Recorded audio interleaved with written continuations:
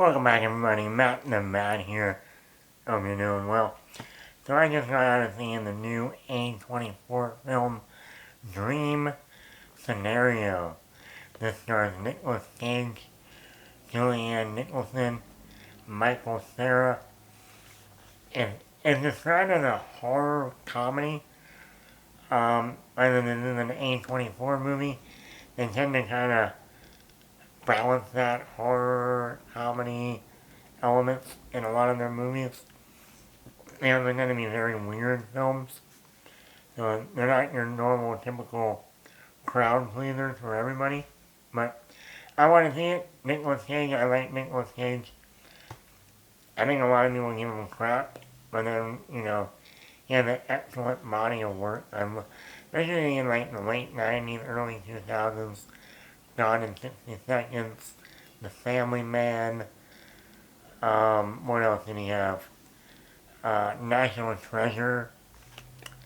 The Weatherman, I like that film. Kick-Ass, and so on and so forth. I mean, then you go back to the early 90s, mid-90s, The Rock, Face Off, Snake Eyes. Um, and I wrote that, I stopped and I realized, I was like, I haven't seen a Nicolas Cage movie in the theater since 2016 with the Oliver Stone film Snowden with Joseph Gordon-Levitt. And even in that movie, he only had like 2 scenes, or 3 scenes in that movie. So I haven't seen a starring Nicolas Cage film in the theater in a long time. Like I said, it might have been like since like the first, um, maybe not since like Kick-Ass. I know, that's a long time. Um, and I like Nicolas Cage. Like I said, I think he knows how to balance the serious moments with the funny and wacky moments, and he does a great job. And this is definitely a great performance by Nicolas Cage in this movie. He brings so much to this role as this professor where people are having dreams about him. I mean, in one moment he can be really funny, quirky. Another moment he can be very serious. Another moment he can be almost scary at times, emotional at times. It is truly a performance we have not seen from him in a long time.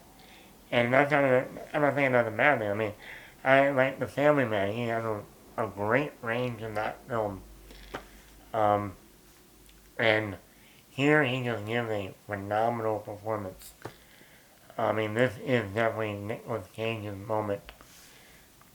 I also like that this movie has an interesting balance of horror or dark elements with humor.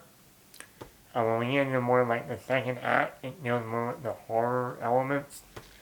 And I thought that was very interesting. And this movie is very funny. This movie is very, from actual like dialogue humor to just moments that happen naturally, or his little quirks, or quirky moments. Like, they kind of poke fun almost in a meta way. Like, someone actually says, you're like that Freddy Krueger guy who goes into people's dreams. And then later in the film, they actually have him wearing the claws of Freddy Krueger. And I was like, okay, that's funny. I mean, it's meta, it's kind of like a meta, like, reference, but it's also very funny at the same time. I really like the themes of this movie. This is a movie that I think you gotta go back and watch again, because there are the themes that they lay out. I think you need to go back again and see it to really explore them more, if you will.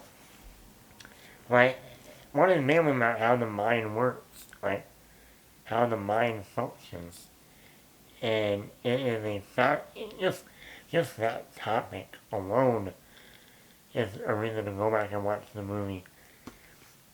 Um, and deal with cancel culture, which I know that's very topical these days. You do one thing wrong, oh, nope, you're done. Go away. Go far away on an island in the middle of the ocean alone from everybody. So it handles cancel culture very well.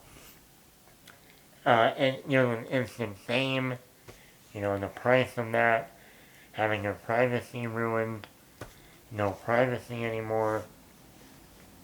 And like I said, when it goes back to how the mind works, there's a moment that happens in like the end of the thing, in the middle of the film, like not the climax, but like the middle part, that starts to have, then that's when you start getting the horror elements.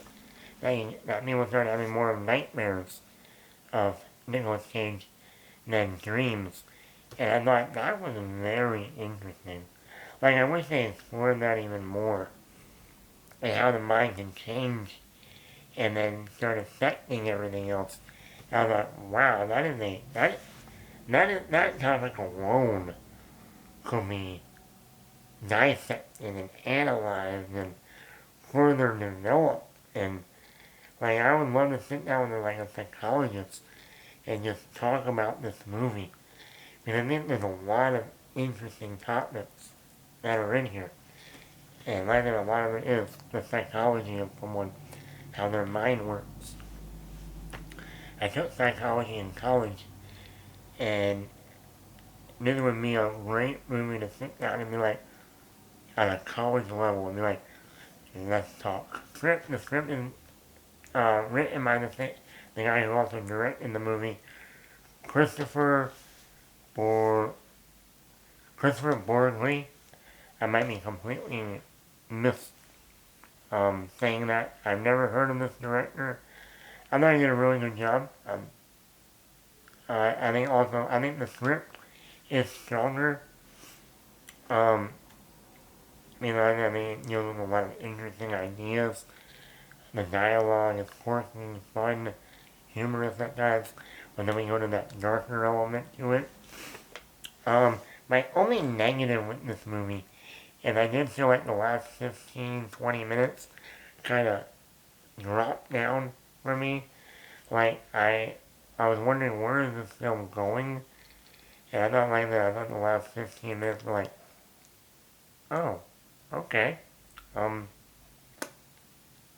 of lost that momentum for me. Not bad, it's just, I guess I didn't expect it to go where it went. But overall, I would easily give this like a 4.3 out of 5. I think it's definitely excellent acting by Nicolas Cage, strong script. I love the themes that I think even going to watch this the second time, I'll probably get more out of it down the road when I see it again. Definitely an interesting film to talk about when it deals with the brain and how the mind works. So yeah, did you see Dream Scenario? Are you a fan of Nicolas Cage's work? Have you ever heard of this director before? Are you a fan of A24 movies? They do make interesting films. So let me know in the comments below. Matt the Matt here.